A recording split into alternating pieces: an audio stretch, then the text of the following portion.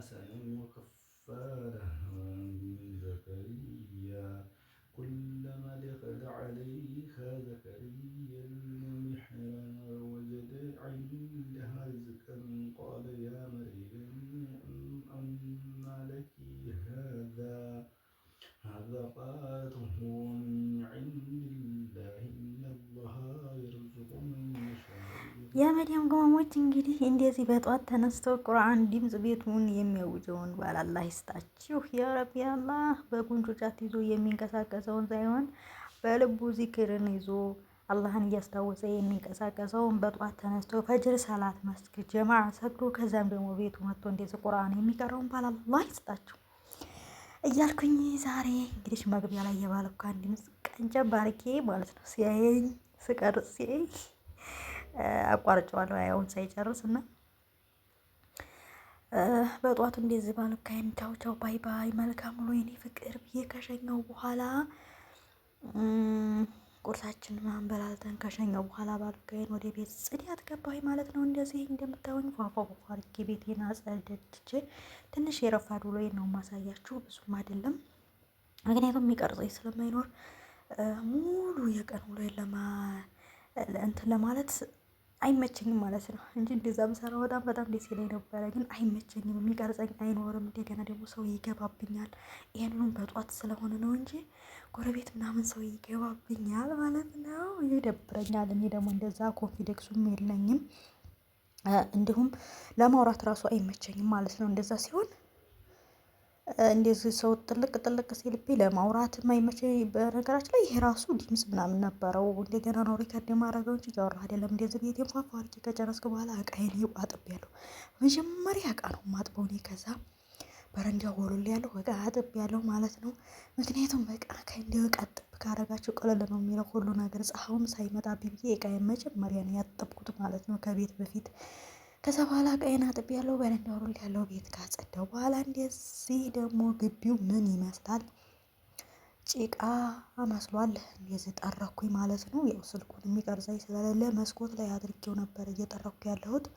ለካ አይታይም መሬቱ፣ እኔ ነኝ ትንሽ የምታየው ማለት ነው። እና አልሙሀም እንደዚህ ግቢን ጠረኩኝ።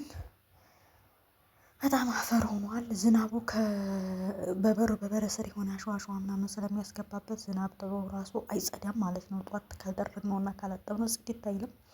ከዛ በኋላ እንደዚህ ጠረቅ አረኩኝ ግቢን። ከዛ አጥበዋለሁ ማለት ነው ከጠረኩ በኋላ። እና ውዶችዬ እና የመዳም ቅመሞች እንኳን ለራሳችን ስንት ያረብ ቤት ስንት ነገር ስንፈጋ ስናጸዳ ኖረናል። እና ለጽዳት መቼም አንታማማ እኛ ቤት አያያዝና ጽዳት የመዳም ቅመሞች አንታመም ማለት ነው። ለሀገራችሁ ያውቃችሁ። እናንተም በነገራችን ላይ እኔ ግቢ መጥረግ በጣም ነው ደስ የሚለኝ ሀቂቃ። እዛ ራሱ በቃ መጥረግ ደስ ይለኝ ነበረ። ግን አንዳንዴ ፀሐይ ሙቀት ምናምን ሲሆን ነው እንጂ እንደዚህ ግቢ መጠራረግ በረንዳ ማጽዳት እዛ ራሱ እንዳለሁ በጣም ነበር ደስ የሚለኝ ማለት ነው። እና በጧት ነው እዚህ ሀገር ራሱ ሙቀት አይደለም፣ ስራ በጧት ነው የምንሰራው። ሀቂቃ በጣም ሙቋል ሀገራችን፣ እንደ በፊት አይደለም። ውጭ ሀገራቶች ብቻ አይደሉም አሁን ላይ ሙቀት የጨመሩት። የኛም ሀገር በጣም ነው የሚሞቀው። ረፈድ ካለ ፀሐዩ ምንም ስራ አያሰራም ማለት ነው። ስለዚህ በጧት ተነስቼ በቃ ባልኩኝ እንደሸኘሁኝ ወደ ስራ ገብቼ በጧት ነው ስራዬን ጨርስ ማድረግ የምፈልገውና ፀሐዩ ሳይወጣብኝ ቶሎ እየጠረኩኝ ነው ማለት ነው ውዶቼ። ፀሐዩ ከወጣ ፈዘዝ ድንዝዝ ነው የሚያደርጋችሁ፣ ምንም ነገር አያሰራም ማለት ነው። እና እዚህ ጋር እንደዚህ ጠረቅ ካረኩ በኋላ ውሃ እየደፋው ነበረ፣ ግን አይታይም ማለት ነው። ያው ቀርጸኝ ስለሌለ ታችም ለማድረግ አልተመቸኝም እና መስኮቱ ላይ ሰቅየው ነው ስልኬን፣ ግን አይታይም ማለት ነው። የሚቀርጻችሁ ሲኖር ደስ ይላል ማለት። እኔ ደግሞ በቃ በአንድ እጄ ስልክ ይዤ በአንድ እጄ ለመቀረጽ በአንድ እጄ ለመስራት ምንም አይመችም ማለት ነው። ጭራሽ ነው የማይመቸው። አልሙሀም እንደዚህ እስኪ ይሁን ብለን በቻልነው አቅም የረፋድ ውሎዬን ላሳያችሁ ነው የወጣሁት ማለት ነው። እዚህ ጋር ውሃ ደፍቼ እያጠብኩት ነበረ፣ ግን አይታይም። እንደገና ስልኩን አወረድኩት ማለት ነው። እና እንዲያበረታታችሁኝ ውድ የመዳም ቅመሞች ፕሊስ ዋንክ ያስገቡኝ። ኧረ ፕሊዝ ላይክ ሼር ሰብስክራይብ አድርጉኝ። የእውነት አይከፈልበትም ማለት ነው። አበረታቱኝ። የእናንተ ብርታት ለእኔ ጥንካሬ ነው፣ ለእኔ ኮንፊደንስ ነው ማለት በቃ እናንተ ስታበረታቱኝ ስሪ ስሪ ይለኛል። በቃ እይታ ምናምን ሰብስክራይብ አልሄድ ሲል ደግሞ በቃ የሆነ ሄድ ምናምን ብላችሁ ሞራላችሁ ራሱ አይነሳሳም ለመስራት ማለት ነው።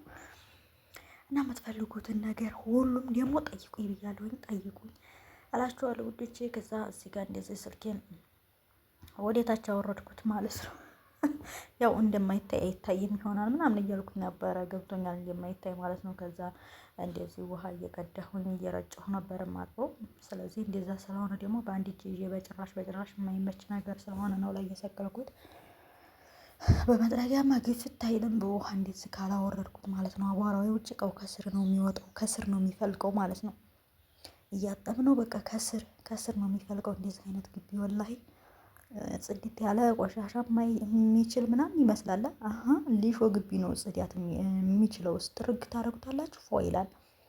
ይሄው በስር ስሩ ማለት ነው። ወላሂ የሚወጣው ጭቃ ከእልህ ነው የሚያስጨርሰው፣ ውሃ ነው የሚጨርሰው ማለት ነው። እና አለሙሀም እንደዛ አድርጌ ውሃ እየደፋሁኝ ሙለጭ አድርጌ አጠብኩት እንደማንም ማለት ነው።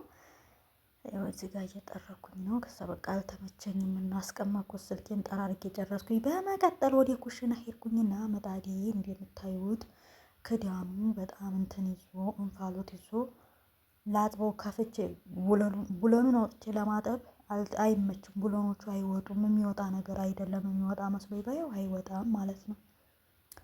ስለዚህ ያለኝ አማራጭ እንግዲህ ቢነዝረኝም ብዬ እዚሁ ላይ ሽት ተጠርቅ ያጠብኩት። ሹፉ ከየት ወዴት ወላሂ ሀለው ሹፉ ኬፍ ከበፊቱ እንደዛ አድርጌ ዞሮ እዛው ላይ ሽት አድርጌ አጥቤዋለሁ ማለት ነው። ያው አውጥቶ ቢያጥቡት በጣም አሪፍ ነበር፣ ግን ለማውጣት አይመችም። አትወጣም። የኔ ቡለኑ አይደለም ያለው የተጣመመ ነገር ስለሆነ ሲገባ ያስቸግራል ብዬ እዚሁ ላይ ሽት አድርጌ ያጠብኩት እላችኋለሁ። ባይ ባይ።